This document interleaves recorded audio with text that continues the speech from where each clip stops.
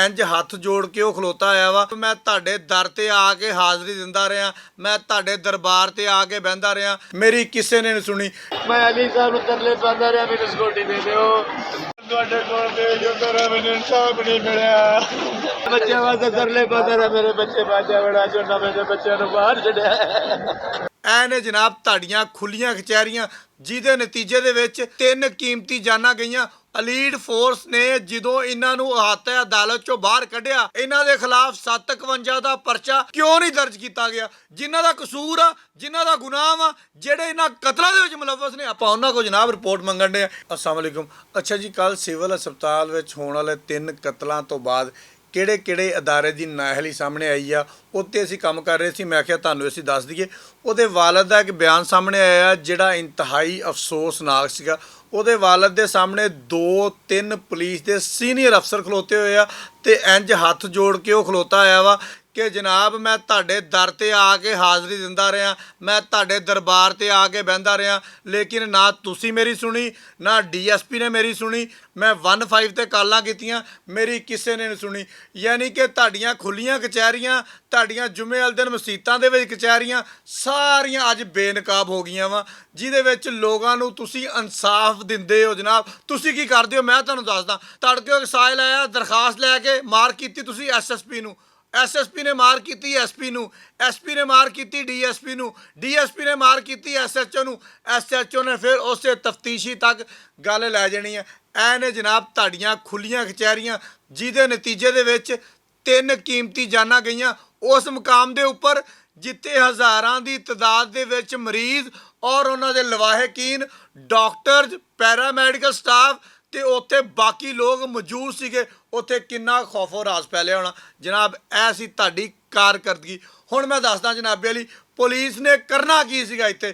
Elite force ਨੇ ਜਦੋਂ ਇਹਨਾਂ ਨੂੰ ਅਹਾਤਾ ਅਦਾਲਤ ਚੋਂ ਬਾਹਰ ਕੱਢਿਆ, ਇਹਨਾਂ ਲੋਕਾਂ ਨੂੰ ਗ੍ਰਿਫਤਾਰ ਕਿਉਂ ਨਹੀਂ ਕੀਤਾ ਗਿਆ?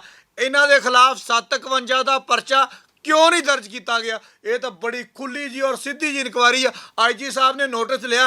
IG साहब ये सीधियां सीधियां गल्लां वा, आपां रिपोर्ट मंगण किस को डे आ? जिन्हां दा कसूर आ, जिन्हां दा गुनाह वा, ਜਿਹੜੇ ਇਹਨਾਂ ਕਤਲਾਂ ਦੇ ਵਿੱਚ ਮੁਲਵਸ ਨੇ, ਆਪਾਂ ਉਹਨਾਂ ਕੋਲ ਜਨਾਬ ਰਿਪੋਰਟ ਮੰਗਣ ਦੇ ਆ। ਇਹਨਾਂ ਕੋਲ ਰਿਪੋਰਟ ਨਾ ਮੰਗੋ, ਇੱਕ ਆਲਾ ਸਤਹ ਦੀ ਇਨਕੁਆਇਰੀ ਉੱਦਾਂ ਹੀ ਭੇਜੋ ਜਿੱਦਾਂ ਤਾਂਦਲੇ ਵਾਲੇ ਥਾਣੇ ਦੇ ਵਿੱਚ ਹਮਲਾ ਹੋਇਆ ਸੀਗਾ। ਉੱਦਾਂ ਇੱਕ ਬਾਹਰੋਂ ਇੱਕ ਕਮੇਟੀ ਆਈ ਸੀਗੀ, ਉਹਨੇ ਆ ਕੇ ਤਹਿਕੀਕਾਤ ਕੀਤੀਆਂ ਸੀਗੀਆਂ। फिर जनाबे अली साढ़े 2 सीनियर अफसर नहीं, 4 सीनियर अफसर नहीं, 5 सीनियर अफसरां दा इत्थों तबादला किया गया सीगा।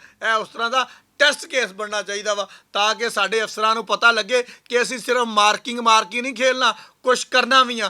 IG पंजाब के नोटिस तो बाद सारे पुलिस के सीनियर अफसरान हस्पताल पहुँचे, DC फैसलाबाद हस्पताल पहुँचे, लेकिन किसी ने भी मीडिया का सामना नहीं किया। वो मीडिया का सामना तुसी कर भी नहीं सकते। ਉਹਦੀ वजह की सी? ਉਹਦੀ वजह यह सी कि सीधी सीधी ਤੁਹਾਡੀ ਨਾਅਹਲੀ ਸੀ कि ਤੁਹਾਡੀ वजह तो 3 ਜਾਨਾਂ ਗਈਆਂ ਸੀ। इस वजह तो ਤੁਸੀਂ ਭੱਜਣ ਦੀ ਕੋਸ਼ਿਸ਼ ਕੀਤੀ। अगर ਤੁਸੀਂ थोड़े ਜਿਹੇ ਵੀ ਸੱਚੇ ਹੁੰਦੇ ਇਸ ਕੰਮ ਦੇ ਵਿੱਚ ਤੇ ਤੁਸੀਂ ਉੱਥੇ ਮੀਡੀਆ ਨੂੰ ਆ ਕੇ ਦੱਸਦੇ ਕਿ ਭਾਈਜਾਨ ਇਹ ਵਾਕਿਆ ਇਸ ਤਰ੍ਹਾਂ ਹੋਇਆ ਵਾ, ਅਸੀਂ ਮੁਲਜ਼ਮਾਨ ਨੂੰ ਬਹੁਤ ਜਲਦ ਗ੍ਰਿਫਤਾਰ ਕਰ ਲਵਾਂਗੇ। ਸਿਰਫ IG ਸਾਹਿਬ ਦਾ ਨੋਟਿਸ ਸਾਨੂੰ ਆਇਆ ਕਿ IG ਸਾਹਿਬ ਨੇ ਨੋਟਿਸ ਲੈ ਕੇ ਇਹਦੀ ਰਿਪੋਰਟ ਤਲਬ ਕਰ ਲਈ। ਉਹੀ ਨੋਟਿਸ ਤੁਸੀਂ ਸਾਨੂੰ ਦੇਤਾ, ਉਹੀ ਨੋਟਿਸ ਅਸੀਂ ਚਲਾਤਾ। ਉਹ ਭਾਈ ਮੀਡੀਆ ਵਾਲਿਆਂ ਨੂੰ ਦੱਸੋ ਕਿ ਕਿੱਦਾਂ ਇਹ ਵਾਕਿਆ ਹੋਇਆ, ਕਿੱਦਾਂ ਨਹੀਂ ਹੋਇਆ, ਕੌਣ ਆਇਆ, ਕੌਣ ਗਿਆ, ਕਿਹੜੇ ਮੁਕੱਦਮੇ ਦੇ ਵਿੱਚ ਮਤਲੂਬ ਸੀਗੇ, ਕੀ ਹੁੰਦਾ ਰਿਹਾ। ਲੇਕਿਨ ਨਹੀਂ, ਪੁਲਿਸ ਦੇ ਅਫਸਰਾਂ ਨੂੰ ਚਾਹੀਦਾ ਸੀਗਾ ਕਿ ਮੀਡੀਆ ਨੂੰ ਦੱਸਦੇ ਕਿ ਜਨਾਬ ਸਾਡੀ ਨੱਕ ਦੇ ਥੱਲੇ ਸਾਡੇ ਹੁੰਦਿਆਂ ਹੋਇਆ ਸਾਡੇ ਕੋਲ ਬਿਲਕੁਲ ਇਹ ਵਾਕਿਆ ਹੋ ਗਿਆ, ਅਸੀਂ ਇਹਨੂੰ ਬਚਾ ਨਹੀਂ ਸਕੇ। ਸਾਡੇ ਕੋਲ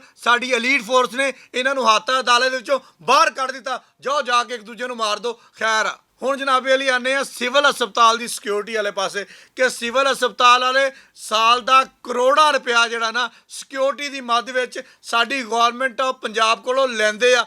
ਇਹ ਠੇਕੇ ਤੇ ਦਿੱਤਾ ਹੋਇਆ ਨਿਜ਼ਾਮ ਆ। ਇਹ ਜਨਾਬ ਸਿਕਿਉਰਿਟੀ ਉਸ ਟਾਈਮ ਕਿੱਥੇ ਸੀਗੀ ਜਦੋਂ ਫਾਇਰਿੰਗ ਹੋਈ ਆ? ਸਿਕਿਉਰਿਟੀ ਵਾਲੇ ਭੱਜਦੇ ਨਜ਼ਰ ਆਏ ਆ, जबकि सिक्योरिटी वाले का काम सीगा गेट बंद करा देंगे, इन्हां मुलजमान नूं भज्जण ना दिंदे। इन्हां दे कोल भी जदीद असला सीगा, लेकिन इन्हां ने असले दे नाल ना किसी नूं रोकिया ना किसी नूं टोकिया। यानी कि साडे फैसलाबाद पुलिस की नाअहली और साडे सिविल हस्पताल की सिक्योरिटी की नाअहली ਪੂਰੀ ਇਹਦੇ ਵਿੱਚ ਸ਼ਾਮਲ ਆ, ਜਿਸ ਦੀ ਵਜ੍ਹਾ ਤੋਂ 3 ਜਾਨਾਂ ਗਈਆਂ। ਹੁਣ ਆਈ ਹੈ ਜਨਾਬੇ ਵਾਲੀ FIR ਵਾਲੇ ਪਾਸੇ। ਕੱਲ ਜਨਾਬੇ ਵਾਲੀ ਰਾਤੀ ਜਿਹੜੀ ਆ ਜਾਫਰ ਅਲੀ ਦੀ ਮਦਈਅਤ ਦੇ ਵਿੱਚ 302 ਤੇ ਦਹਿਸ਼ਤਗਰਦੀ ਦੀ ਦਫਾਤ ਦੇ ਤਹਿਤ ਮੁਕੱਦਮਾ ਦਰਜ ਜਿਹੜਾ ਵਾ ਕਰ ਲਿਆ ਗਿਆ ਵਾ। ਪੁਲਿਸ ਦਾ ਇਹ ਵੀ ਕਹਿਣਾ ਵਾ ਕਿ ਅਸੀਂ ਮੁਲਜ਼ਮਾਨ ਨੂੰ ਬਹੁਤ ਜਲਦ ਜਿਹੜਾ ਨਾ ਗ੍ਰਿਫਤਾਰ ਕਰਕੇ ਕੈਫਰੇ ਕਿਰਦਾਰ ਤੱਕ ਪਹੁੰਚਾਵਾਂਗੇ। ਪੂਰੇ ਹਸਪੀਟਲ ਦੇ ਅੰਦਰ ਜਿਹੜਾ ਮਰਜ਼ੀ ਜਿੱਦਾਂ ਦਾ ਮਰਜ਼ੀ ਅਸਲਾ ਲੈ ਕੇ ਚਲਾ ਜਾਵੇ, ਕਿਤੇ ਵਾਕ ਥਰੂ ਗੇਟ ਨਹੀਂ ਲੱਗਾ ਹੋਇਆ, ਕਿਤੇ ਕੋਈ ਬੰਦਾ ਚੈਕਿੰਗ ਵਾਲਾ ਨਹੀਂ ਹੈਗਾ, ਕਿਤੇ ਕੋਈ ਗੱਲ ਨਹੀਂ, ਕੋਈ ਬਾਤ ਨਹੀਂ। ਜਿਹਦਾ ਜੋ ਦਿਲ ਕਰਦਾ ਵਾ ਹਸਪਤਾਲ 'ਚ ਲੈ ਜਾਓ। ਮੈਂ ਕਹਿੰਦਾ ਹਸਪਤਾਲ ਦੇ ਵਿੱਚ ਤੁਸੀਂ ਯਕੀਨ ਕਰੋ, ਕੋਈ ਟੈਂਕ ਲੈ ਕੇ ਵੜ ਜਾਓ ਨਾ, ਤੁਹਾਨੂੰ ਫਿਰ ਕਿਸੇ ਨੂੰ ਨਹੀਂ ਪੁੱਛਣਾ ਹੈਗਾ। ਹਸਪਤਾਲ ਦੀ ਸਿਕਿਉਰਿਟੀ ਦਾ ਇਹ ਆਲਮ ਹੈਗਾ ਵਾ। ਲਿਹਾਜ਼ਾ 2 ਨੋਟਿਸ ਹੋਏ ਨੇ, ਇੱਕ IG ਪੰਜਾਬ ਨੇ ਨੋਟਿਸ ਲਿਆ ਵਾ, ਇੱਕ ਵਜ਼ੀਰ ਸਿਹਤ ਨੇ ਨੋਟਿਸ ਲਿਆ ਵਾ। ਦੋਨਾਂ ਨੋਟਿਸਾਂ ਦੇ ਵਿੱਚ ਬੜੀਆਂ ਗੱਲਾਂ ਕਲੀਅਰ ਨੇ, ਲੇਕਿਨ ਅਗਰ ਅਸੀਂ ਕੁਝ ਕਰਨਾ ਚਾਹੀਏ ਤਾਂ ਬਹੁਤ ਸ਼ੁਕਰੀਆ।